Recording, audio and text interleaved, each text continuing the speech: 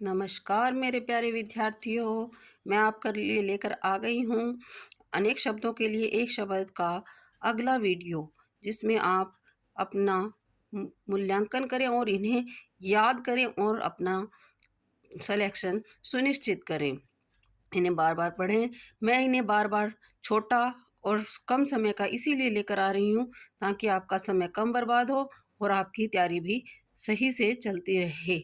चलिए हम इसका दूसरा वीडियो देखते हैं।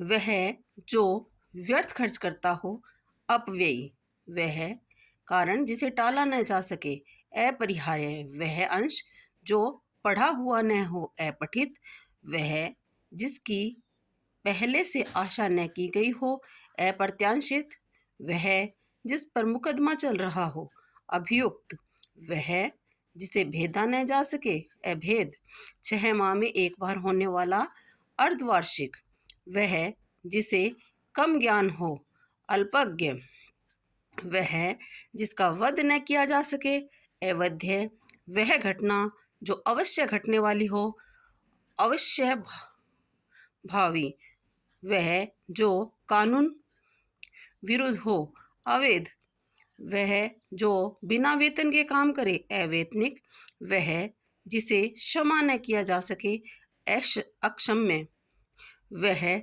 जिसे क्षमा न किया जा सके अक्षम्य, फेंक कर चलाए जाने वाले हथियार अस्त्र, वह जिसमें कुछ भी ज्ञान न हो अज्ञ, पूरे जीवन भर जीवन तक आजीवन अपनी ही हत्या करने वाला आत्महंता या आत्मघाती, पैर से लेकर सिर तक अपाद मस्तक।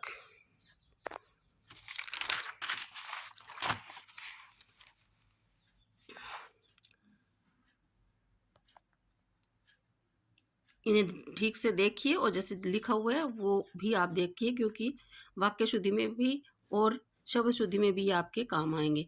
शीघ्र प्रसन्न होने वाले आशुतोष, वह जो ईश्वर में विश्वास रखे आस्तिक, जो इंद्रियों की पहुंच से परे हो इंद्रिया अतीत, वह जो ऋण से मुक्त हो गया हो उऋण,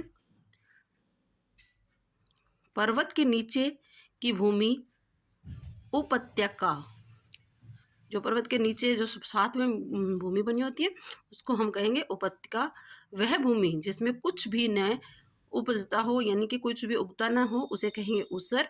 इतिहास से संबंधित जो चीज़ें हैं उनको कहेंगे ऐतिहासिक। वह जो कविता करती है, जो औरत कविता करती है उसके लिए कवित्री। इस शब्द को देखिए, ये शब्द शुद्धि में भी आपके काम आएगा। हाँ, वह जो कविता करती है कवित्री। वृक्षों और लताओं से घिरा स्थान कुंज, वह जो ब्रह्म जगत के ज्ञान से अनभिज्ञ हो कूप मंडूक, या सिर्फ अपने तक ही सीमित और किसी के बारे में ना जाना उसे भी कूप मंडूक कह सकते हैं।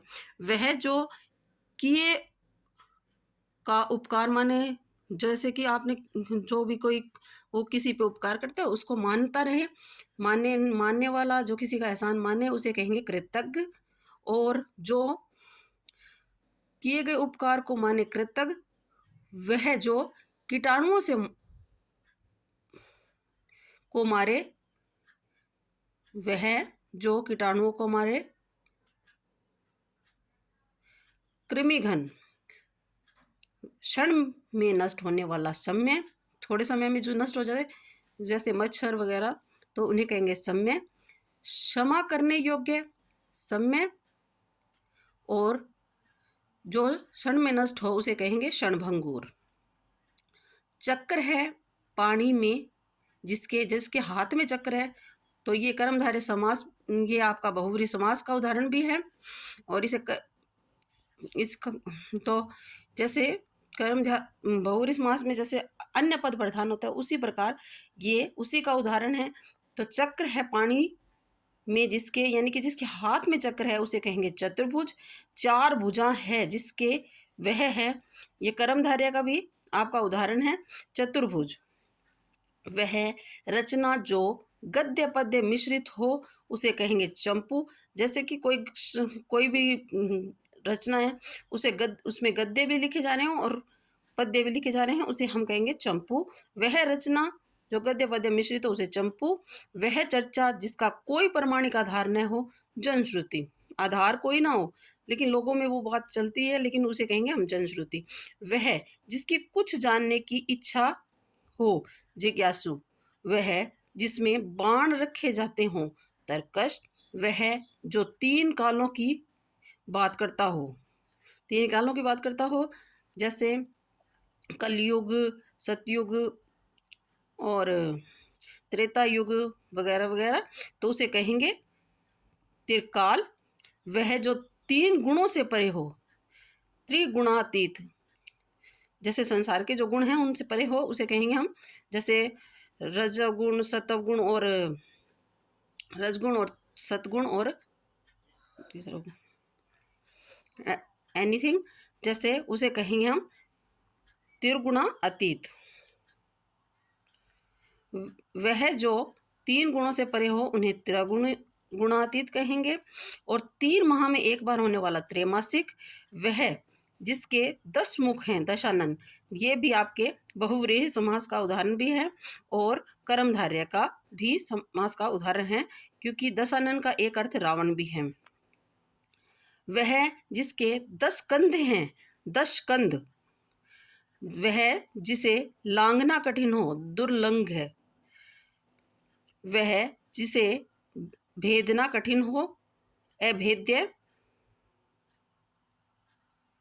या दुर्भेद्य भी कह सकते हैं इसे, और अभेद्य भी कह सकते हैं। जिसका वह जिसका दमन करना कठिन हो,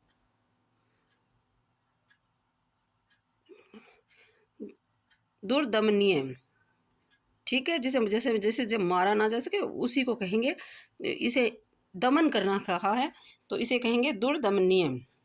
वह जिसे पार करना कठिन हो, दुस्तर। वह जिसका जन्म अभी अभी हुआ हो, नवजात। वह जो नाशवान है, नश्वर। वह जो ईश्वर में आस्था न रखे, नास्तिक। वह स्थान जहाँ कोई भी जन न हो, निर्जन। बिना पल के गिराए देखना, निर्निमेष। ये भी आपके अशुद्धि संशोधन में बहुत काम आएगा। वह जिसे बाहर निकाल दिया गया हो, निर्वासित। वह जो ममता से रहित है, निर्मम। वह जिसे अक्षरों का ज्ञान न हो, निरक्षर। धन्यवाद।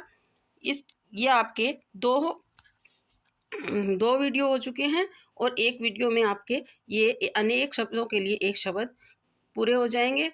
आप इनको अच्छे से पढ़ें, क्योंकि ये आपके REET first grade, second grade और अन्य प्रतियोगिता परीक्षाओं में भी आपके लिए बहुत उपयोगी हैं। अगर इन्हें बच्चे भी देखते हैं तो उनके लिए भी ये काफ़ी उपयोगी है, और आप इन्हें देखिए और अपनी तैयारी को सुनिश्चित कीजिए।